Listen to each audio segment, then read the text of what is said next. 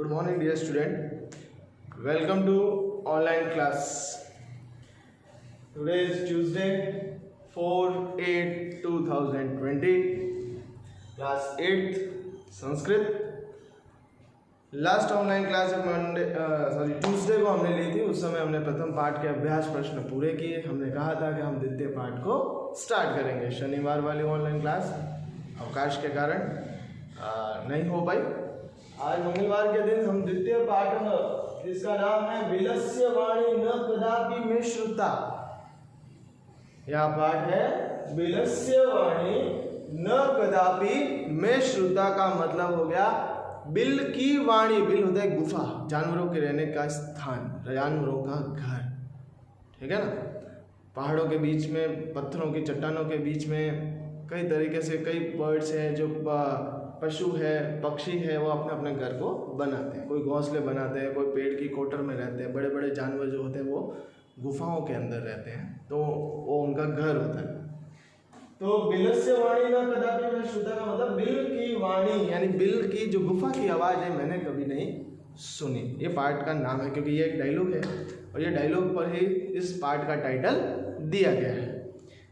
अब ये कहानी ली गई है पंचतंत्र से. पंचतंत्र जिसको लिखा था विष्णु शर्मा ने.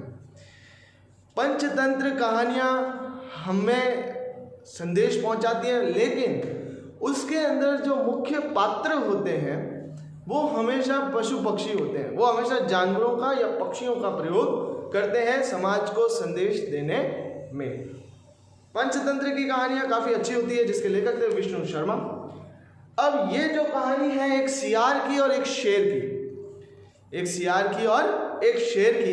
किस प्रकार युक्ति से सियार जो है वो शेर से बच जाता है उसके बारे में है. इसमें हमें कहानी में ये शिक्षा मिलती है कि हमेशा ताकत या बल काम नहीं आता. कभी कभी अक्ल काम आ जाती है. कभी कभी बड़ी बड़ी समस्याओं से हम बुद्धि युक्ति से उस समस्या का समाधान कर सकते हैं, वहां से हम बच के निकल सकते हैं. तो इस कहानी को शुरू करने से पहले मैं कुछ शब्दार्थ के बारे में आप लोगों को बता दूं. यहाँ पे कस्मिंश्चित, कस्मिन, धनचित, संधि विच्छेद. इसका मतलब होता है किसी वन में, किसी घर में, जहां पे भी. शुद्धातः का मतलब होता है सुधा. सुधा का मतलब होता है भूख. सुधा का मतलब होता है भूख. और आत्र का मतलब होता है व्याकुल, तड़पना. किसी को अगर जोर से भूख लगी है तो वो खाने के लिए तड़पता है, इधर उधर वो जाता है, करता है, खाने के लिए कुछ चीजें ढूंढता है. तो शुदा ध्राता का मतलब शुदा धन आत्र, भूख से व्याकुल. कोई प्यास से व्याकुल तो पिपासा आत्र हो जाएगा. अंतरे, अंतरे का मतलब होता है बीच में. अंतरे का मतलब होता है बीच में, यानी मिडल में. रवह, रवह यानी शब्द या आवाज, जो भी अपन को आवाज आती है संस्कृत में उसे रवह कहते हैं. यावत तावत, इसके दो, या तो जब तक या तब तक. यावत का मतलब होता है जब तक, तावत का मतलब होता है तब तक. अगर इन दोनों को जोड़ दे साथ में तो जब तक तब तक. यावत तावत. यावत का मतलब जब तक, तावत का मतलब तब तक. अगर समय है, समय है यानी शर्त, टाइम भी हो सकता है इसका मतलब.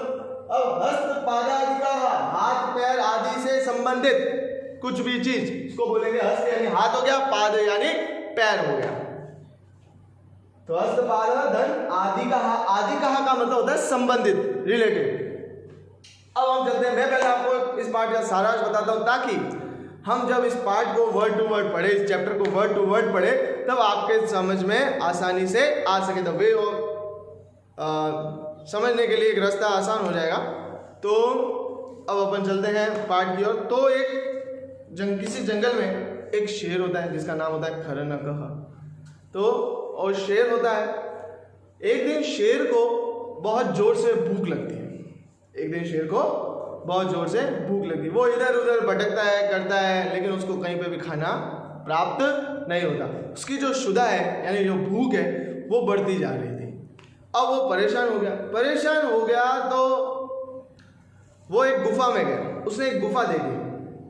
उसने इस गुफा को देखा और उसने ये सोचा कि शायद ही इसके अंदर कोई ना कोई पशु तो हो गई. तो वो गुफा के अंदर प्रवेश कर जाता है, लेकिन गुफा के अंदर कोई पशु नहीं होता. तो वो ये सोचता है कि चलो हो सकता है कि वो कोई खाने की तलाश में, पानी की तलाश में अभी वो बाहर गया हो शिकार करने. लेकिन वो शाम को वापस तो इस गुफा में आएगा, कोई ना कोई तो इस शाम को इस गुफा के अंदर आएगा, तब तक मैं वेट कर लेता हूँ यहाँ बैठ के। क्योंकि खरनकह जो है वो थोड़ा बूढ़ा हो चुका था, तो उसकी ये ताकत नहीं थी कि वो इधर उधर जाके पशुओं पर अटैक करके अपने भोजन कर सके, तो वो थोड़ा वृद्ध हो रहा था, इसलिए उसने बैठ के इंतजार करना ही श्रेष्ठ समझा। अब वो जो गुफा थी वो थी एक सियार की, वो जो गुफा थी वो थी एक सियार की, यानी श्रृगाल की एक जो थी वो गुफा थी। और सियार जो होते हैं वो बहुत ही अक्लमंद होते हैं, वो अपनी बुद्धि के माध्यम से कई बड़े बड़ी चीज़ों से वो बच जाते हैं, कई अपने शिकार होने से वो बच जाते हैं, और थोड़े से चालाक भी और थोड़े से धूर्त भी होते हैं, यानी अपना काम निकालने के लिए वो कुछ भी कर सकते हैं। तो अब यहाँ पे हमें बताया, अब वो सियार जो है वो शाम को अपनी गुफा की ओर आता है। अब वो जब गुफा के द्वार पर आता है, मस्ती में झूमता हुआ खाना पीना करके, वो जब अपनी गुफा के द्वार पर आता है तो वो क्या देखता है कि शेर के पंजों के निशान जो है वो गुफा के अंदर जा रहे हैं, लेकिन वो जा तो रहे हैं, जाते हुए तो निशान है, लेकिन वापस आते हुए निशान नहीं है। तो उसका माथा जो है थोड़ा ठनकता है कि ये क्या मामला है, चलो खाली पड़ी होगी गुफा तो कोई अंदर गया होगा, लेकिन वो बाहर भी तो आना चाहिए। तो उसने देखा पंजे शेर के पंजे पता चल जाते हैं, तो उसने देखा कि शेर के जो पंजे हैं वो अंदर तो जा रहे हैं लेकिन बाहर आते हुए नहीं है, लेकिन उसको फिर भी कंफर्म करना था कि अंदर कोई है कि नहीं है, क्योंकि अगर वो डायरेक्ट अंदर चला जाता तो शेर जो है उसकी ताक में बैठा था और उसका शिकार हो जाता, क्योंकि सियार को पता है कि वो किसी भी प्रकार से शेर का मुकाबला नहीं कर सकेगा, ताकत में वो उससे थोड़ा सा कम है। अब सियार जो है वो एक युक्ति लगाता है, वो गुफा से कहता है, अब अंदर बैठा शेर है, वो गुफा से कहता है कि क्या तुम भूल गई हो, समय के साथ साथ तुम भी वृद्ध होती जा रही हो, क्या तुम्हें पता नहीं है कि तुम रोज क्या करती हो, तुम्हें ये याद नहीं कि जब मैं कहीं बाहर से शिकार करके आता हूँ तब तुम मुझे अंदर प्रवेश करने के लिए आह्वान करती हो, यानी मुझे बुलाती हो, तभी मैं प्रवेश करता हूँ। आज तुमने मुझे नहीं बुलाया इसलिए मैं अंदर प्रवेश नहीं करूँगा। अब गुफा कभी बोलती है क्या? नहीं बोलती, इसीलिए तो इस चैप्टर का नाम है बिलस्य वाणी न कदापि मैं श्रुत्वा।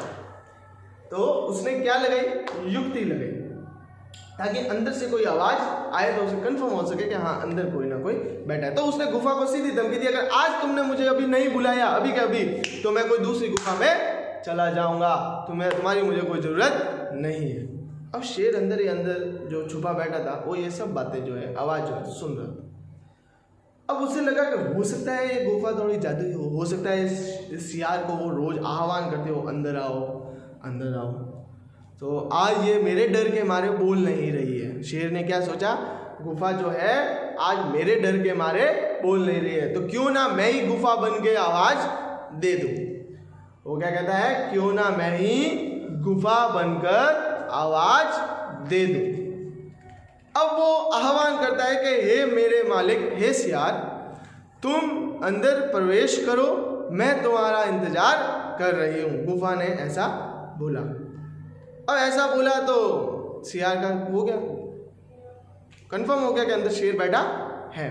वो वहां से रवाना हो गया, भाग गया, और भागते भागते हुए उसने शेर से बोला, बिलस्य वाणी न कदापि मैं श्रुता, बिल की वाणी मैंने कभी नहीं सुनी। तुमने सुनी है क्या? क्या गुफाएं कभी बोलती है क्या? थोड़ी तो अकल लगानी चाहिए थी। और शेर जो है वो हाथ मलते रह जाता है। इसीलिए इस कहानी के माध्यम से हमें यह संदेश मिलता है कि हमें हमेशा युक्ति का प्रयोग करना चाहिए। हर जगह बल का प्रयोग कार्य बिगाड़ देते हैं, लेकिन युक्ति से किया हुआ कार्य हमेशा सफल होते हैं। डियर स्टूडेंट, हम नेक्स्ट ऑनलाइन क्लास में इसके वर्ड टू वर्ड को हम पढ़ेंगे। तब तक आपने शायद इस कहानी का एंजॉय लिया। आपको नोटबुक में इस पार्ट के शब्दार्थ करने हैं। Thank you.